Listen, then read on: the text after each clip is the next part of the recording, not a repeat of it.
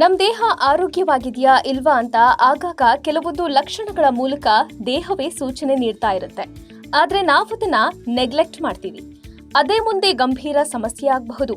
ಉದಾಹರಣೆಗೆ, ಇತ್ತೀಚೆಗೆ high BP ಸಮಸ್ಯೆ ಬಹಳ ಜನರಲ್ಲಿ ಕಾಣಿಸಿಕೊಳ್ತಿದೆ. ಈ ಸಮಸ್ಯೆ ಬರೋದಕ್ಕೂ ಮುಂಚೆಯೇ ನಮ್ ದೇಹ ಕೆಲವೊಂದು ಸೂಚನೆಗಳನ್ನ ನೀಡುತ್ತೆ. ಅದರಲ್ಲೂ ರಾತ್ರಿ ಕಾಣಿಸಿಕೊಳ್ಳೋ ಕೆಲವು ಲಕ್ಷಣಗಳು ಹೈ ಬಿಪಿಯದ್ದಾಗಿರಬಹುದು. ರಾತ್ರಿ ಹೆಚ್ಚು ಗೊರಕೆ ಹೊಡೆಯುವವರಿಗೆ ಅಧಿಕ ಬಿಪಿ ಇರುವ ಸಾಧ್ಯತೆ ಇದೆ.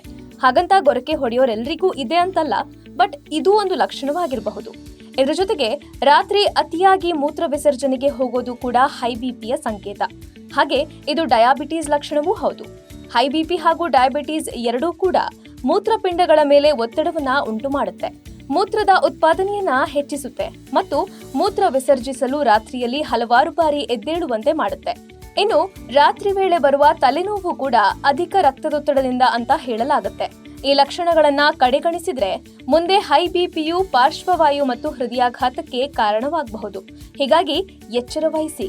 ಇದೇ ರೀತಿಯ ಇನ್ನಷ್ಟು ಹೆಲ್ತ್ ಟಿಪ್ಸ್ಗಾಗಿ ಡಾಕ್ಟರ್ ಬಾಸ್ ಯೂಟ್ಯೂಬ್ ಚಾನೆಲ್ನ ಸಬ್ಸ್ಕ್ರೈಬ್ ಮಾಡಿ, ಹಾಗೆ ಬೆಲ್ ಐಕನ್ ಕ್ಲಿಕ್ ಮಾಡಿ.